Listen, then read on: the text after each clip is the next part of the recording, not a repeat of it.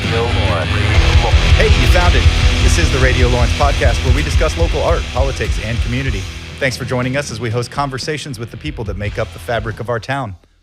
I am your host, Shane Powers. Joining us today is City Commissioner Mike Courtney. Mike, welcome to the show. Thanks for having me. Glad to have you here. I want to start easy, slow with kind of your backstory and how you are. Where are you from?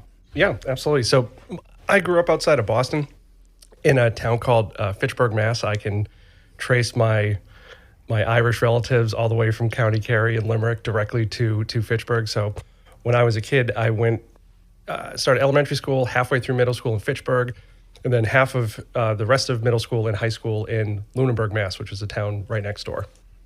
And how'd you find your way to Lawrence? Yeah, so that's a funny story. So my mom, after she graduated high school, she lived with relatives in Oklahoma, and she used to talk about how she absolutely loved it. Like everything about living down there, it just really changed her life. She just loved the people. And so after college, there was a decision of, hey, I was interested in going back to grad school. And I said, hey, where am I going to aim for? And I had never been west of Pittsburgh, Pennsylvania. And so I got into KU. I was able to teach, and I just got in my car and just came out here. That was back in 2004. And you've been here since then? I took 5 years off. I met my wife in 2009. She was finishing her vet degree at Virginia Tech. So I moved to Virginia after I met her. We stayed in the Shenandoah Valley for a couple of years, and then we lived outside of D.C. for almost 4 years. It's a beautiful area there in Virginia. Oh, my God. Yeah, it's ridiculous. So what is your history or qualifications with local government, and how did you get to the point that you decided you were going to run for our Lawrence City Commission? When I was a kid, there was a couple of my friends, their parents were, one of them was the mayor of our town, the other ones were like district. It's the equivalent of what we have here rather than like an at-large, but they were district-based. So there was a lot of people when I was a kid who I saw in local politics.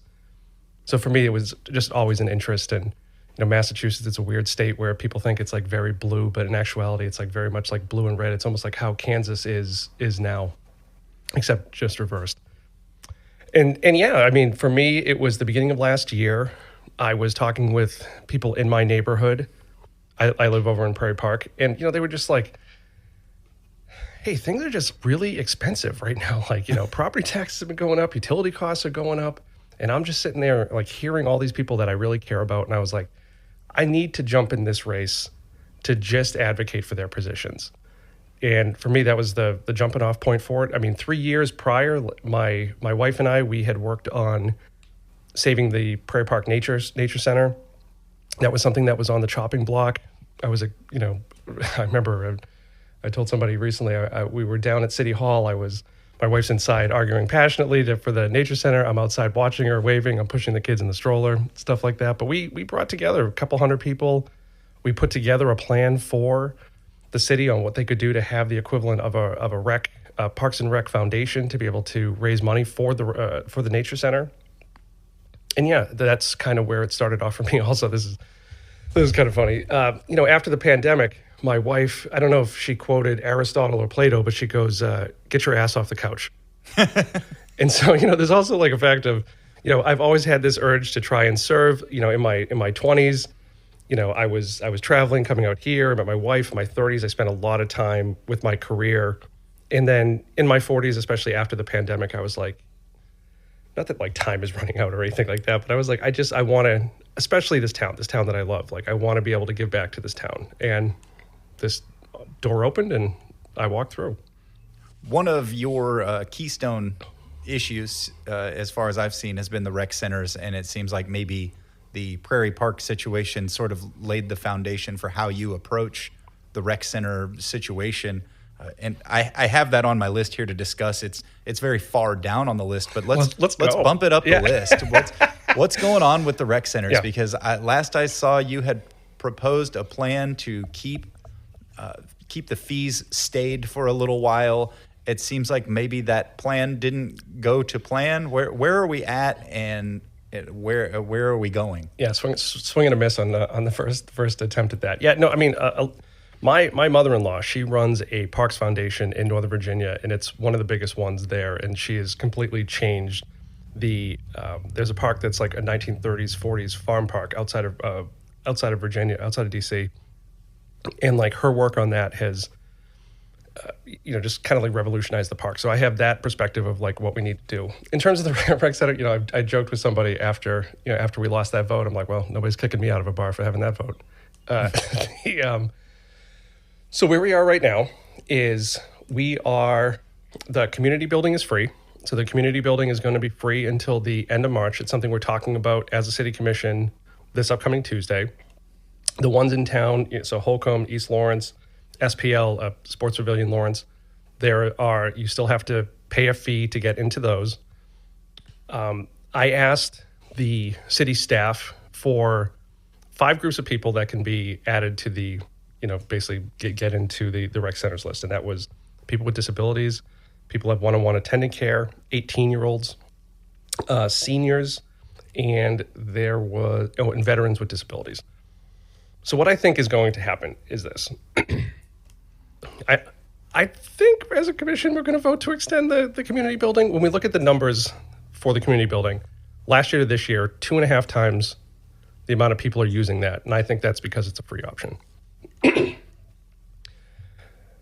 In the summer, I asked the city commission to say, hey, if the numbers at Holcomb and East Lawrence are low, what can we do to make those free too? So even if we can't get all of the rec centers free like they were last year, I think it would be a good middle ground to say community building's free, Holcomb's free, East Lawrence is free. So that is what I'm going to be aiming for in the summer. And so you said that the downtown rec center has seen increased visitorship. Is that a word? Yeah. Visitorship since attendance, attendance since Yep. the fees were instituted. Have you noticed a downtrend at any of the others that are requiring fees? Yeah, when we looked at it last month with it's the beginning of February, the numbers for Holcomb, there was 100 unique people. At East Lawrence, it was 200, and at the community building, it was about 350. And so, so there, it just looks like from a numbers perspective that people are using the free option because they have that more. And the community building, even last year, was the least utilized of all the rec centers. And so now it's below SPL, Sports Pavilion Lawrence. So to me, that says, hey, there's a need in the community for a free option. And at the same time, if the other ones are way below that, we should make those ones free as well. Like one of the things about the Parks and Rec master plan is how do we raise additional revenue through Parks and Rec? And so one of those is through spectator fees. And East Lawrence, Holcomb, and the community building, none of those have spectator fees. That's only at Rock Chalk Park with SPL. So to me, it's like, okay, cool. Like, let's have those be the free options, and this is where we make additional revenue coming in. And I think I think some of the other city commissioners will be open to that. You had also proposed, or at least discussed, I think, like Friends of the Lawrence Park and Rec, sort of a patronage, as it were. Is that still on the table or something that you're looking at? Yeah, I'm still looking at that. Right now, we're still getting a group together of people to be able to do that. I mean, for me, when I look at some of the peer communities that are, like Lincoln, Fort Collins, Manhattan, God forbid, even Columbia, what they're doing is they're saying, hey, one way that we can create parks inside our community is through raising taxes, mill levies, stuff like that. That comes out of what's called the overall general fund of a city. Another way of doing it is to say people can donate money, they can donate land, they can donate little like Bitcoin or whatever they want to be able to do. They could donate actual, they could donate stock, and then from there they can get a tax deduction. And from that, when you have that model, basically what you're saying is that the city will operationalize Parks and Rec. So if you need to hire people, you need to be able to like staff these things. That comes from your general fund. When you create new parks or when you create new amenities, that is something that you can raise money for, and that can be tax deductible for the people who want to be able to do that. So an example is in Manhattan, they're building this outdoor water park and it's $10 million.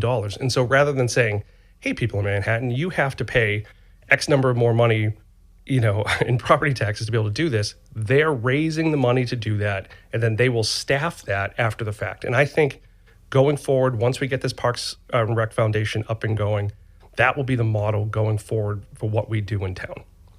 Great. I've pulled a few specific items from recent city agendas.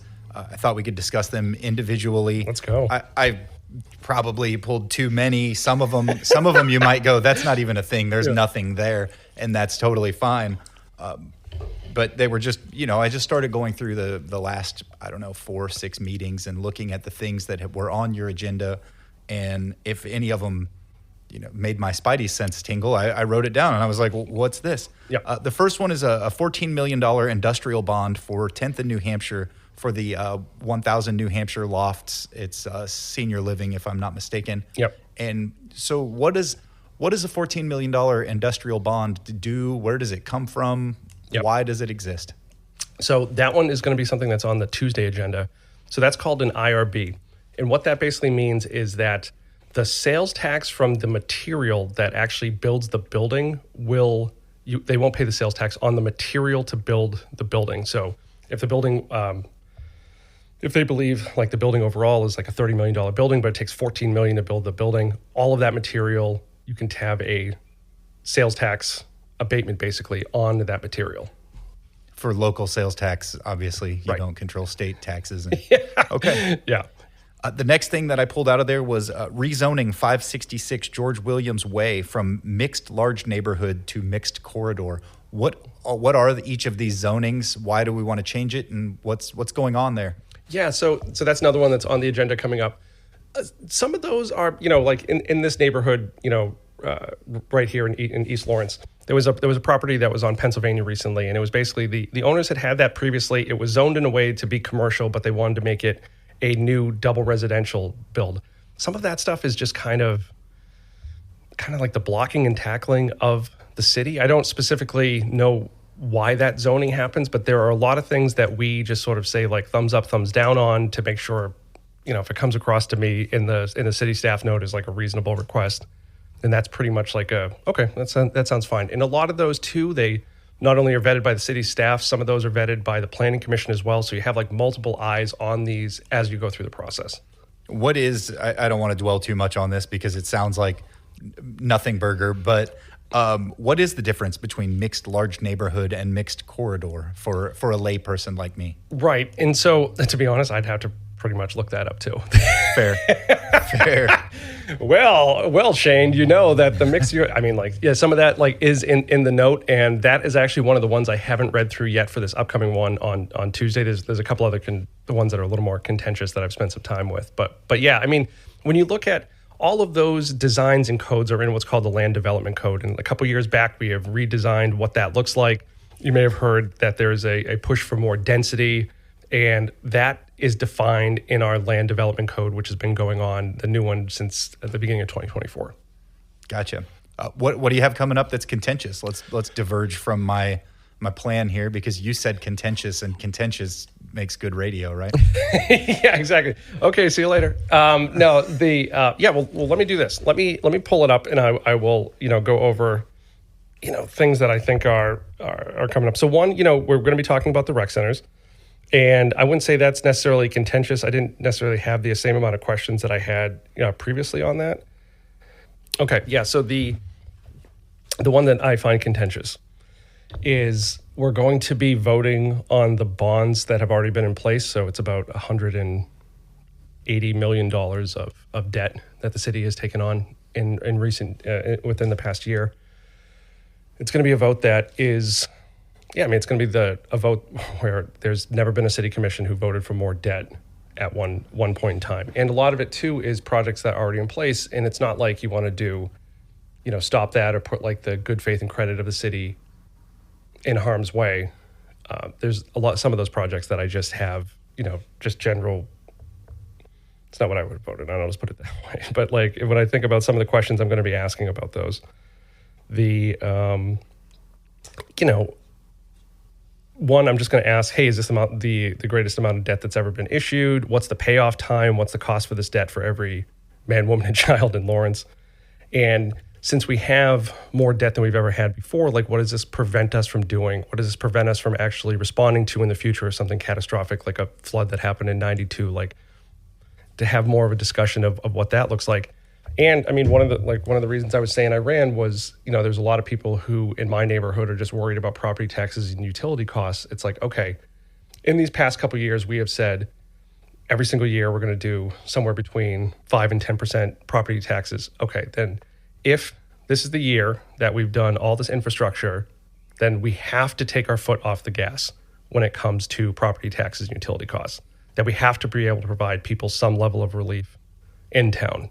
And that's one of the things I'll be arguing for tomorrow night. So what are these projects? I mean, obviously, there's probably a lot of things there. $180 million is a lot of money, even by city standards. Yeah. It paves a lot of roads. It probably, I imagine, replaces a lot of those sewer and water supply lines that we're seeing, like over on 19th and Miller Drive. Yep. That's been closed for a long time. What are some of the major projects that are attached to this $180 million?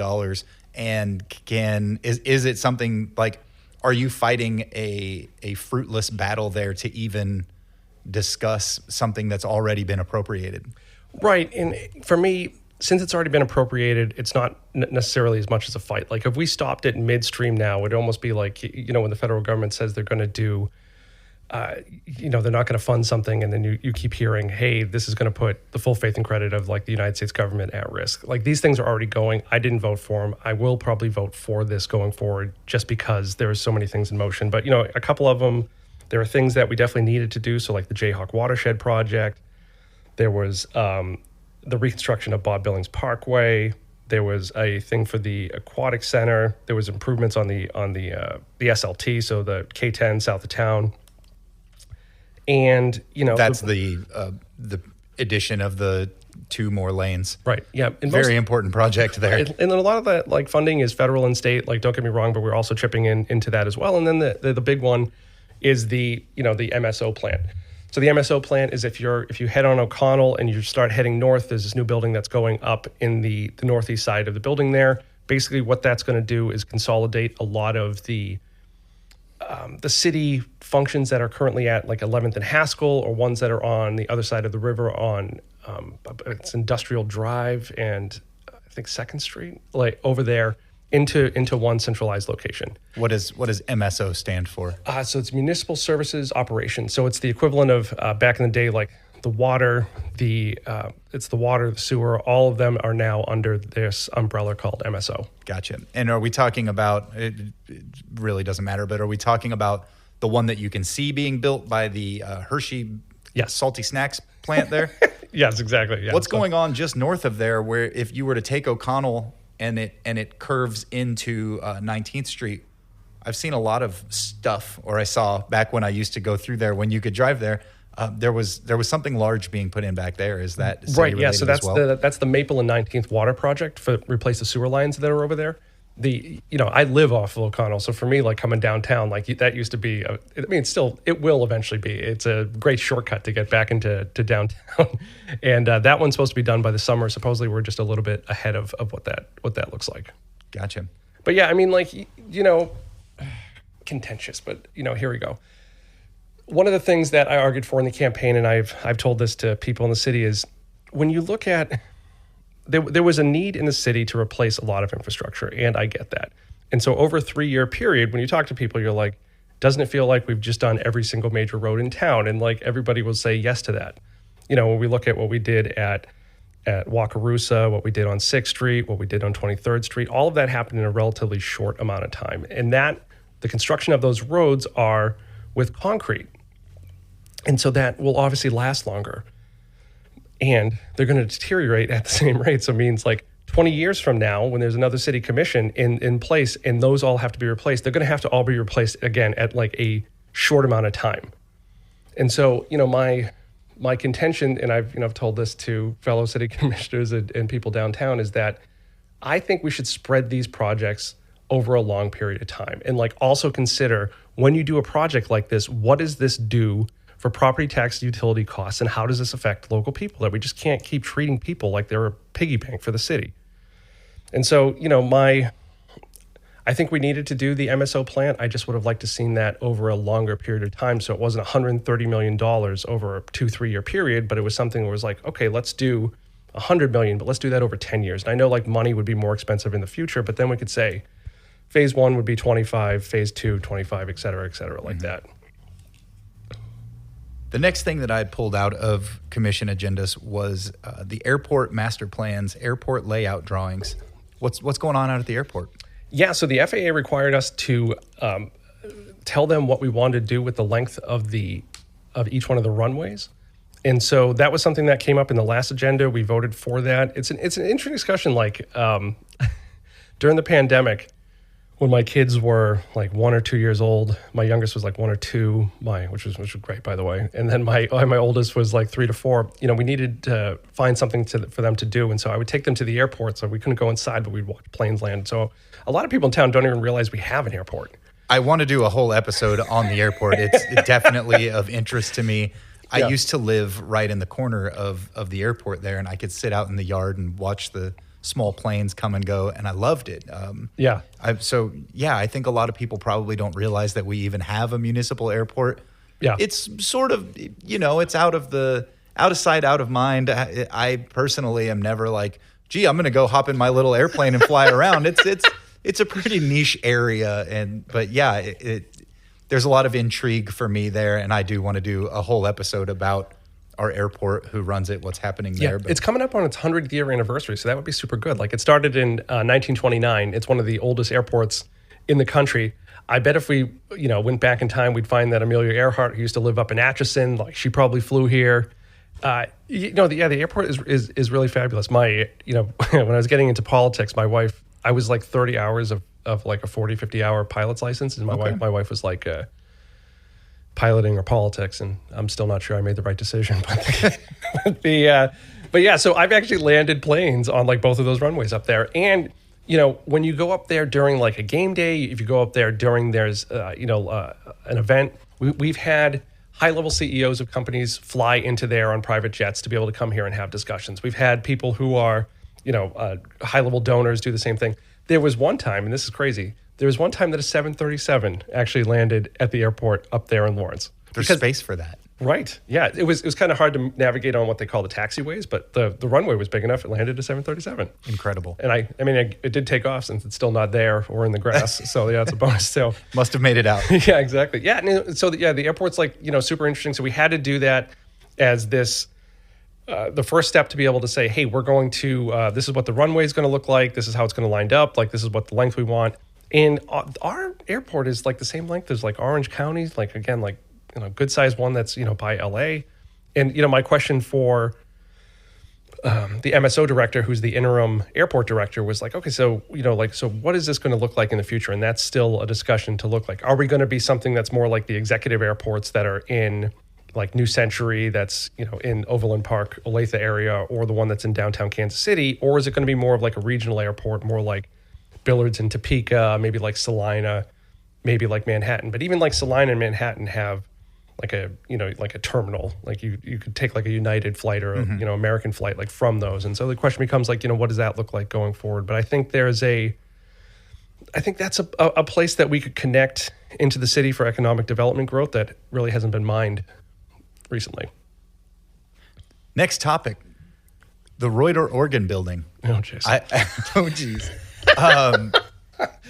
What is the school district? What is their involvement in this building? Yeah, that's a good question.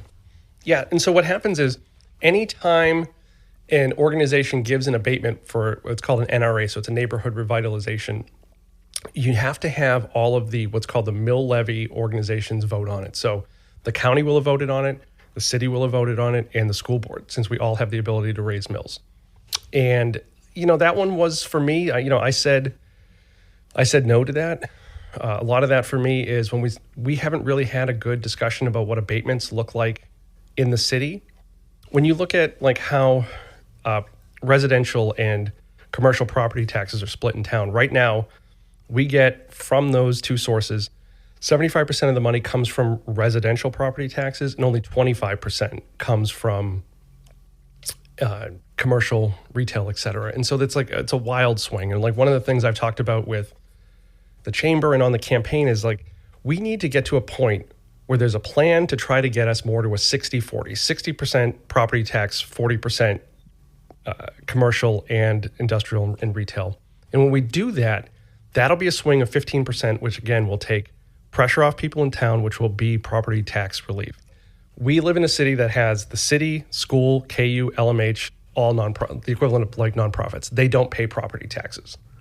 And so it's up to us to try and bring in business that'll be able to shift that again up to something that's more than 60-40. And that's not like an overnight thing. Like that will take a lot of time. But when I saw that Reuter building, the NRA had a 95% abatement for 15 years on the property tax side of things. And Go back. We're using acronyms. I'm sorry. Yeah, no, sorry. You're a tech guy like me. I get it.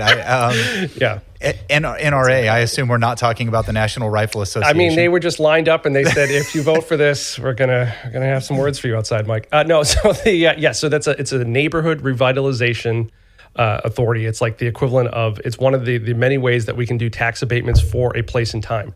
And I get why the city commission previously voted on it. They were like, hey, here's an old building. It's going to fall down.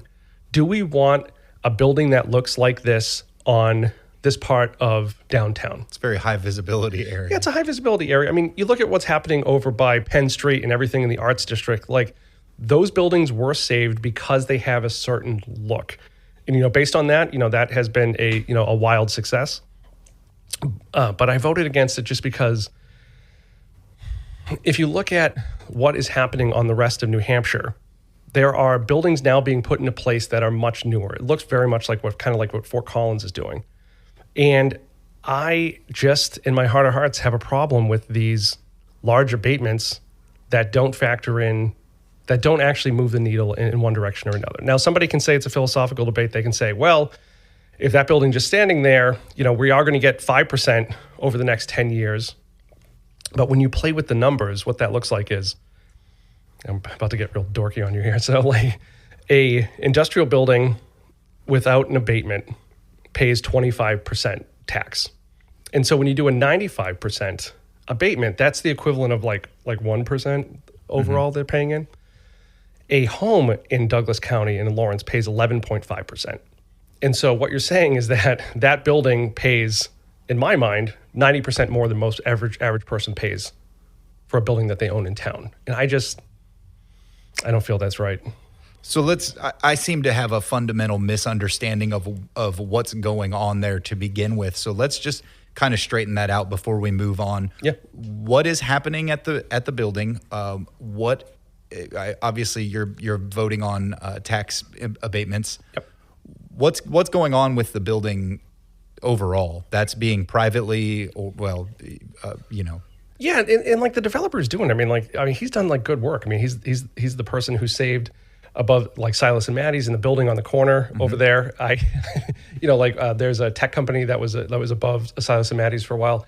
I did tell somebody, I was like, imagine if there was like a dentist. So there's a Mass Street Soda, Silas and Maddie's. Imagine if there was a dentist office there. It could just be like Cavity Corner. That's there. Chad Lawhorn's term there. You better be careful. He'll come slap you with a cease and desist maybe order. that's where I read it from. Sorry, Chad. Sorry. We've definitely that's a copywritten phrase. Yeah, we've definitely had meetings for him. Like, cover your ears, Chad.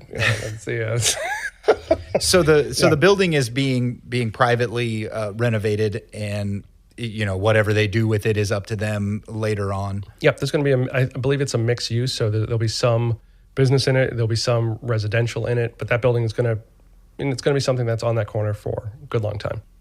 Next up on the list is the Floret Hill 171 affordable housing units out west of town. Yep. Not necessarily pulled directly from a commission agenda, but it's a big project that's happening that I wanted to discuss, and I think people would be interested in hearing about.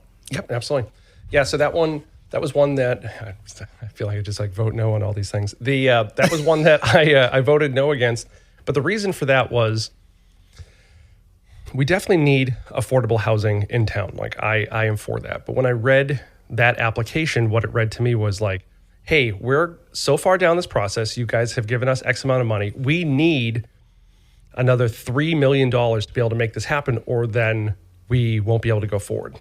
And so the question for me was, okay, so you're going to need a road. You're going to need dirt moved across the street. You're going to need more abatements coming from us. Why are those not factored into the process from the beginning? I mean, as Christine said in the meeting, she's like, yeah, you got us over a barrel. And I kind of agree with that. It's like, okay, so if you're saying this isn't viable, then maybe we should cut our losses right here rather than go forward on that. Because, it's not like, hey, I need $3 million at the beginning. Okay, cool. And then as you keep going through, if you need more and more abatements, it's like, what are we doing as a city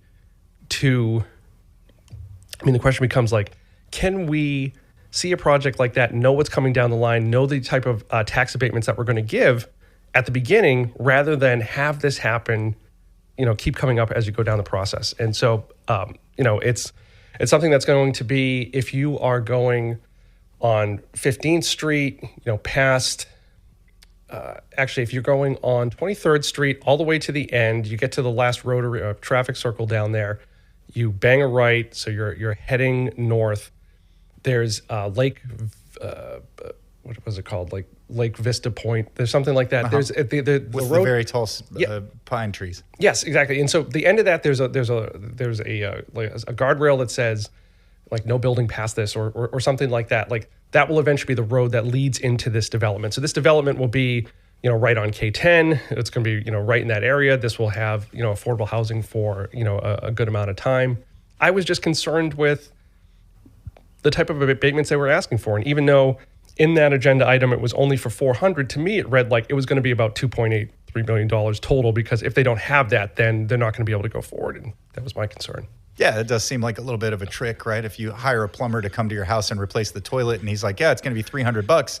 And you're like, okay, go ahead. And then he pulls the toilet out of your house and stuffs a rag in the pipe. And he's like, God, I'm going to need another $800 to continue this job. It's like, well, yeah, I mean, I wouldn't go that far with that. But that was my concern around, I'm trying to bring a little bit more, fiscal rigor to this and asking questions. And we'll see if we can do some change here. Gotcha. Over this term.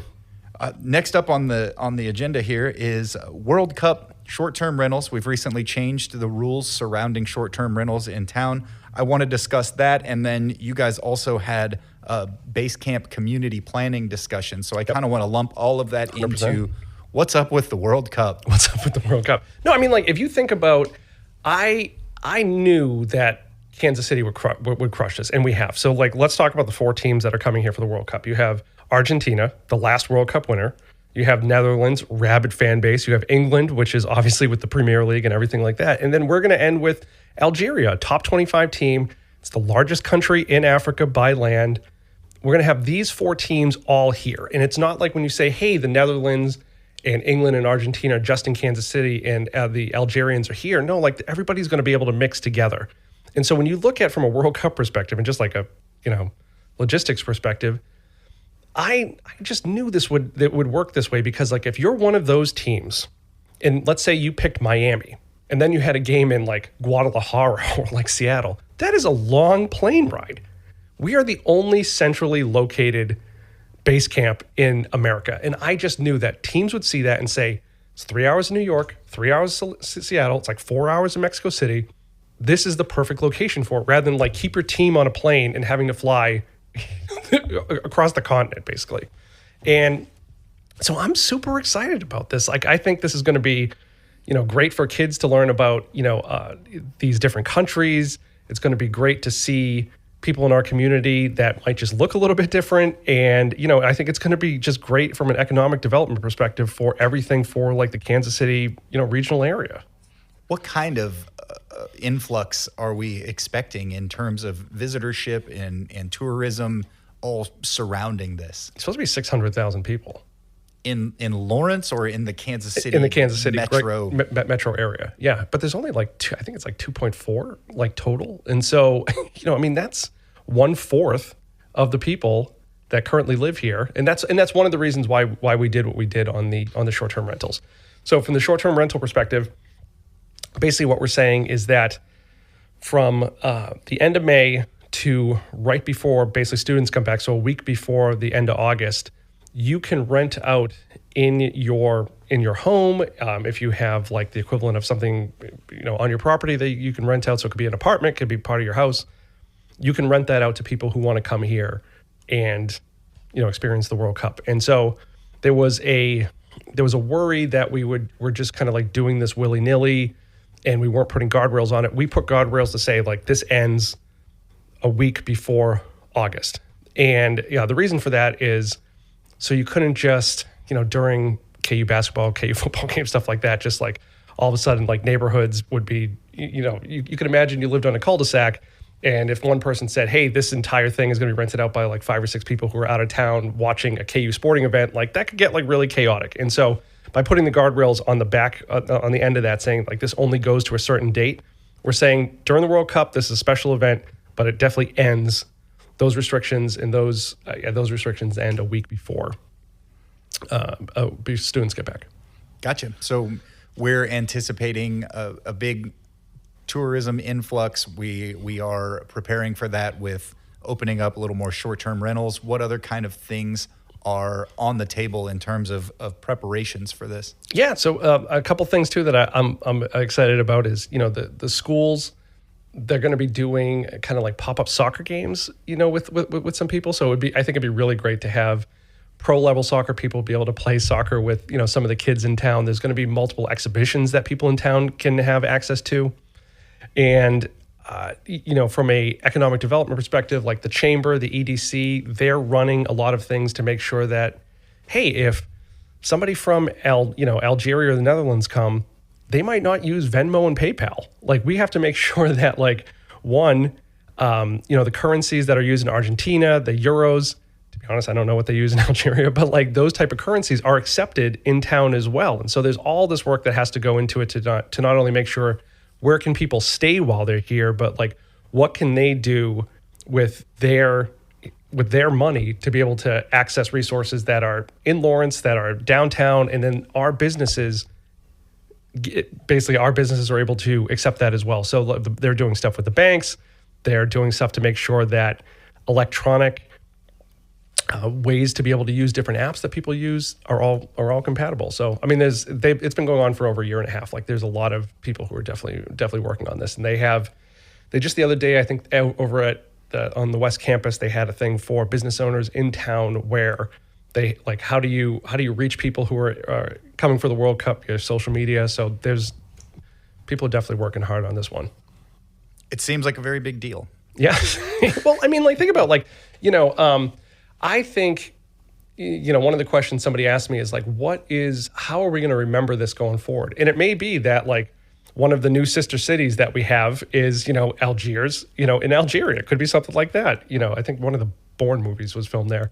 It could be something like that. But then I think, 50 years from now, there's going to be kids who are in elementary school who tell their kids, their grandkids, like, I remember when the World Cup came here. I played soccer with blah, blah, blah. And this was an experience. And, that's also going to be coinciding with like the 4th of July and the 250th anniversary of the Republic. And so it could just really be a huge blowout event. And that's what the mayor is trying to aim for. And yeah, I'm excited to see it come together. As am I.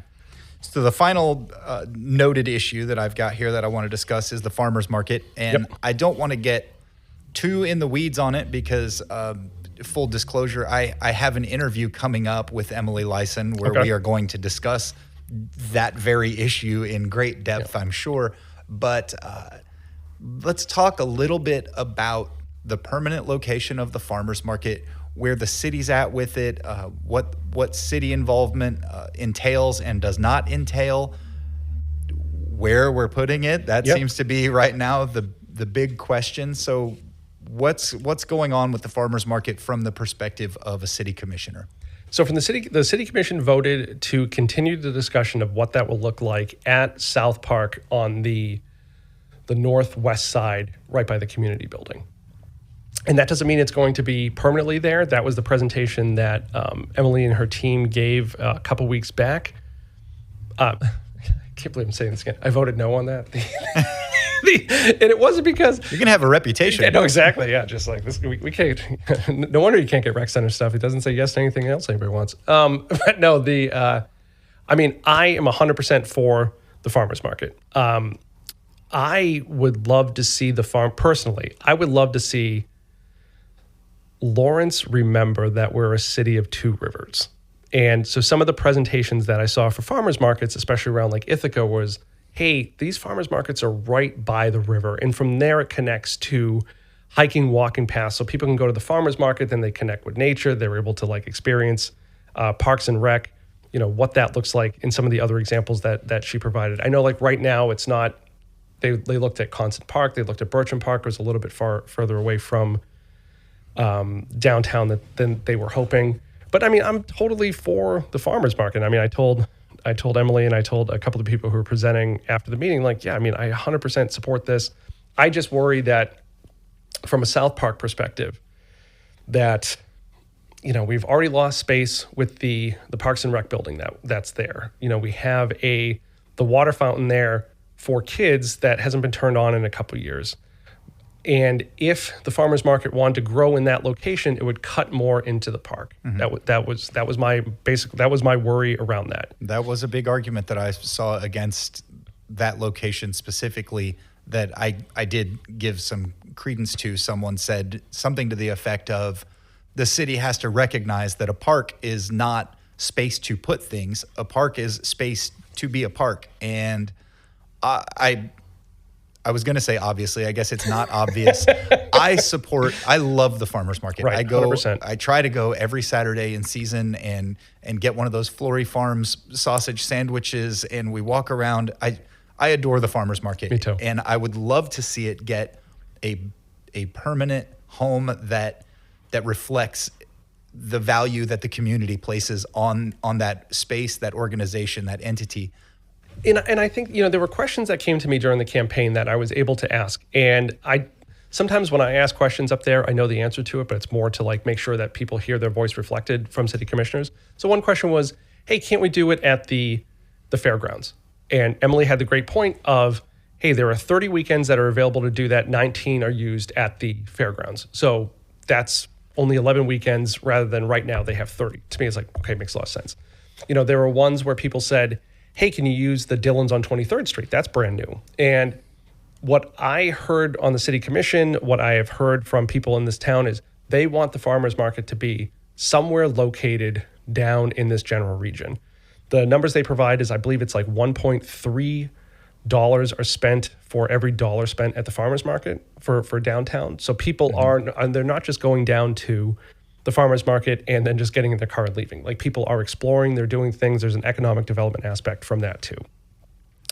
I've heard people say, hey, how about at 11th and Haskell? I mean, once the MSO building's gone, or once that MSO stuff, you could have Just Food right there. You could have that. There's just a question about that would be, since there's been so many, trucks, there's been so much like heavy equipment there, would that ground be safe for that? So, I mean, overall, I think we're going to have a discussion of where we're going to put it downtown generally.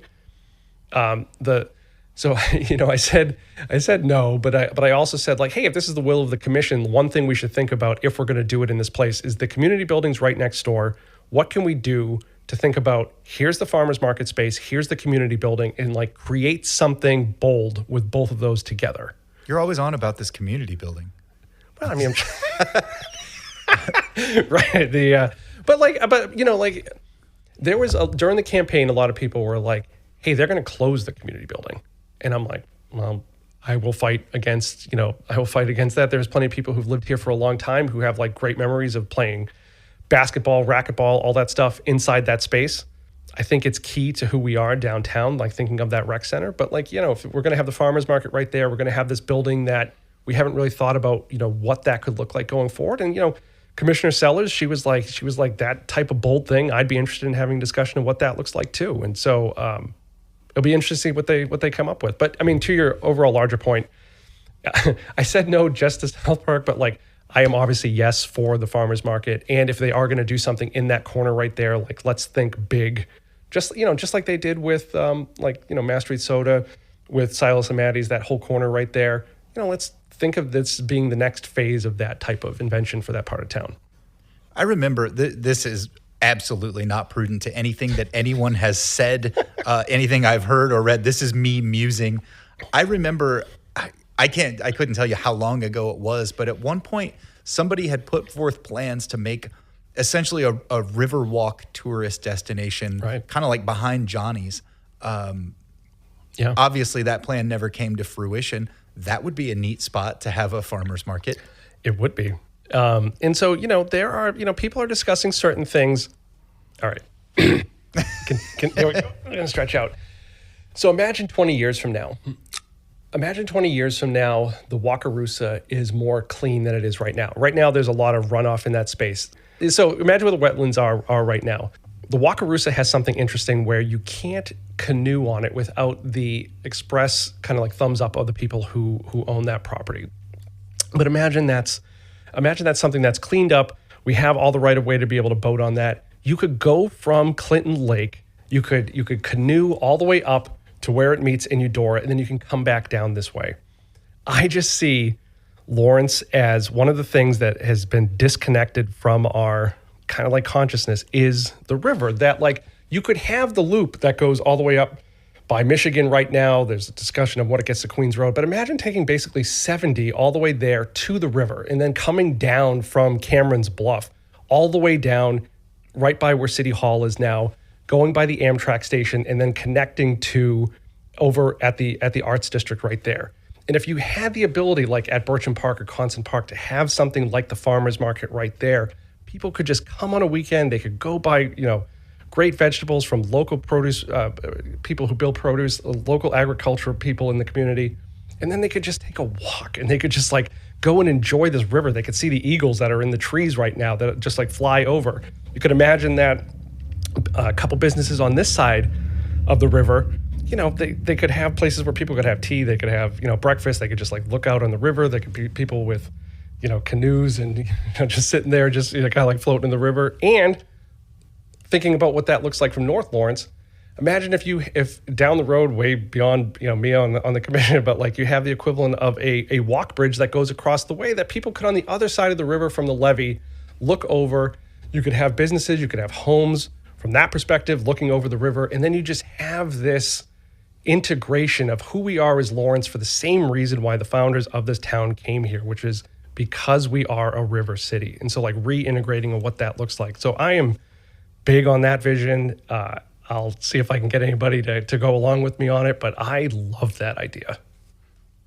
It's big thinking, and I appreciate it. I'm glad to see you excited about something that's happening not west of Iowa. That's all of the pre-prepared questions that I've got for you.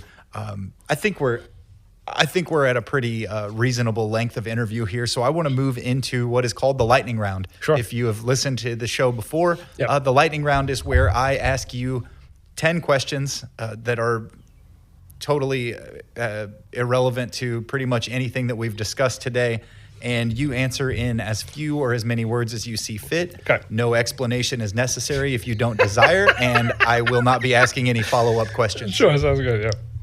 Where's your favorite date night dinner in town? Zen Zero. What is one song you turn off immediately? Oh my God. I